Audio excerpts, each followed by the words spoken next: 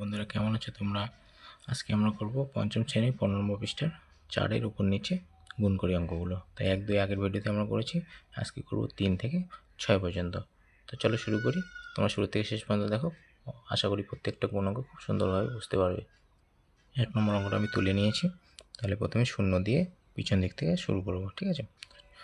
এবার শুরু করি।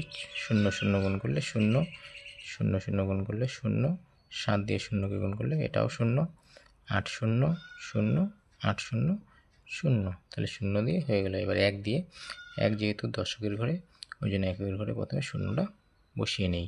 এই 0টা বসিয়ে নিলাম, ঠিক আছে? এবার শুরু করব 1 দিয়ে। 1 0 0, 0 1 কে 0, 7 1 কে 7, 8 1 কে 8, 8 1 কে 8। তাহলে 1 দিয়ে হয়ে গেল। এবার 9 দিয়ে, 9 যেহেতু শতকের ঘরে, ওই জন্য পিছন দিক থেকে একক, দশক এই দুটো করে 0 বসিয়ে নেই। এবার শুরু করি। 9 0 0, 9 0 0, 7 9 63, 63 3 হাতে থাকলো 6, 8 9 72 আর 6 78, 78-এর 8 হাতে থাকলো 7, 8 9 72 আর হাতের সাথে 79, 7 9। এবার যোগ, তাই না? এই শাড়িটা যোগ করি 0, এটা যোগ করলে 0, এই শাড়িটাও যোগ করলে 0, এই শাড়িটা যোগ করলে 7, এই শাড়িটা যোগ করলে 8 আর 3 11, 11-এর 1 হাতে থাকলো 1, 8 8 16, হাতের 1-এ 17, 17 7 হাতে থাকলো 1, 9 আর হাতের 1-এ 10, 10-এর 0 হাতের 1, 7 আর হাতের 1-এ 8। তাহলে 3 নম্বরের গুণফল হলো এটা। তাহলে সুতরাং গুণফল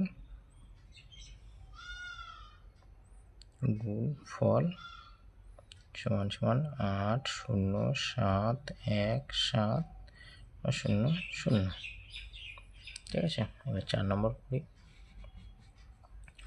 এটাও পিছন দিক থেকে শুরু করবো। প্রথমে 8 দিয়ে, তাই না? 3 8 24, 24-এর 4 হাতে থাকলো 2, 8 0 0 আর হাতে 2 2, 8 9 72, 72-এর 2 হাতে থাকলো 7, 6 8 48 আর হাতের সাথে 55, 55 আর 5 হাতে থাকলো 5, 7 8 56 আর হাতের 5-এ 61, ঠিক আছে? তাহলে 8 দিয়ে হয়ে গেল। এবার 4 দিয়ে, 4 যেহেতু দশকের ঘরে, ওই জন্য একের ঘরে প্রথমে 0 বসালাম। এবার 4 দিয়ে শুরু করি। 3 4 12, 12 2 হাতে থাকলো 1, 4 0 0 আর হাতে রেখে 1, 4 9 36, 36-এর 6 হাতে থাকলো 3, 4 6 24 আর হাতে 3 27, 27-এর 7 হাতে থাকলো 2, 4 7 28 হাতে 2 30। তাহলে 4 দিয়ে হয়ে গেল। এবার হচ্ছে 0 দিয়ে। 0 যেহেতু শতকের ঘরে, ওই জন্য একক আর দশক এই দুটো করে 0 প্রথমে বসিয়ে নিলাম, ঠিক আছে? এবার 0 দিয়ে 3 0 0 0 0 0 9 0 0 6 0 0 7 0 0, 0 দিয়ে হয়ে গেল। এবার 9 দিয়ে, 9 যেহেতু হাজারের ঘরে, ওই জন্য একক, দশক, শতক এই তিনটা করে প্রথমে 0 বসিয়ে নিতে হবে।